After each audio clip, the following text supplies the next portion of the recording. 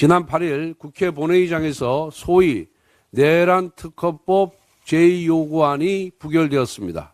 민주당은 곧바로 재발의 의사를 밝히더니 불과 하루 만에 내란 특검법을 또다시 내놓았습니다.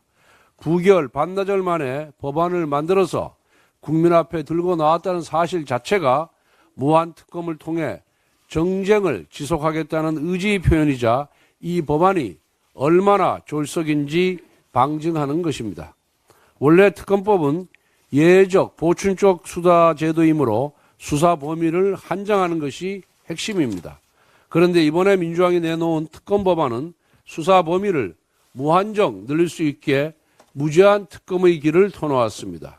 특히 내란, 선전, 선동까지 수사 대상에 넣어서 일반 국민도 수사할 수 있고 민주당과 좌파 진영이 고소고발한 사건들까지 수사할 수 있게 해서 사실상 이재명 세력 마음에 안 드는 사람은 전부 다 수사해서 잡아들일 수 있는 제왕적 특검입니다.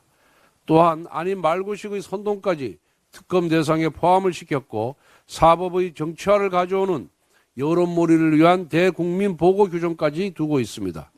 무엇보다 군사기밀보호법, 국가정보법상 제한을 모두 없앰으로써 국가안보를 훼손할 위험이 매우 높아 보입니다.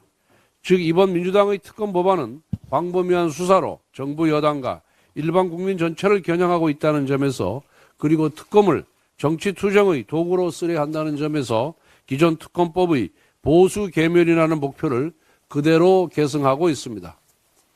민주당은 이번 특검법이 대단한 양보라도 한 것처럼 선전하고 있지만 실상은 포장만 바꾼 박스갈이 특검법에 불과합니다. 이런 특검법은 당연히 수용할 수 없습니다.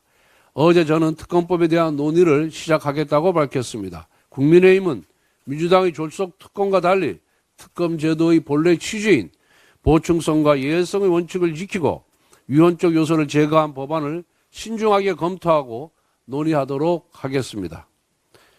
특검법만 졸속이 아닙니다. 졸속 특검뿐만 아니라 민주당이 숱하게 남발해온 졸속 탄핵도 그 민낯이 속속 드러나고 있습니다. 최재해 감사원장 탄핵 심판에서 헌법재판관들은 소추 사유 중 직권 남용 부분이 모호하다라고 지적하며 그 사유를 구체적으로 알려달라고 했습니다.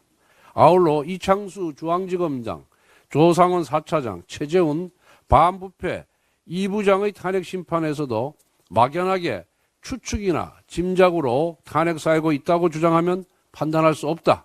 소추 사유가 특정이 되는지에 따라 각하될 수도 있다고 비판했습니다. 즉 탄핵 사유가 모호하다, 구체적이지 않다라고 지적한 것입니다. 여기에 대한 국회 측의 변론이 가관입니다. 구체적인 행위 일시 장소를 특정하기 어렵다면서 도리어 헌법재판소가 수사 기록을 확보해달라고 요청했다고 합니다. 이것은 검사가 판사한테 증거를 찾아달라는 것이나 다름없는 코미디입니다. 민주당이 현 정부 들어 29번이나 남발한 탄핵이 얼마나 졸속 추진되어 왔는지 여실히 보여주는 것입니다. 헌법재판소는 민주당 이재명 세력이 근거도 없이 졸속 처리한 최재해 감사원장, 이창수 중앙지검장과 검사들에 대한 탄핵 소추안을 즉시 각하시켜야 합니다. 헌재는 다수의 이력만을 믿고 일단 직무 정지시켜놓고 보자는 식의 더불어 탄핵당, 민주당의 탄핵 정치에 무거운 철퇴를 가해야 할 것입니다. 공수처의 유법적인 대통령 체포영장 2차 집행이 임박했다는 보도가 나오고 있습니다. 이호영 경찰청장 직무대행과 국수본 관계자들에게 강력히 경고합니다. 국수본이 민주당의 지시를 받아서 공수처의 체포영장 집행 과정에 무리하게 협조하다가 단 한 사람이라도 다치게 하는 폭력 사태나 불상사가 발생할 경우 국수본은 무거운 책임을 피할 수가 없습니다. 전 세계가 대한민국을 지켜보고 있습니다.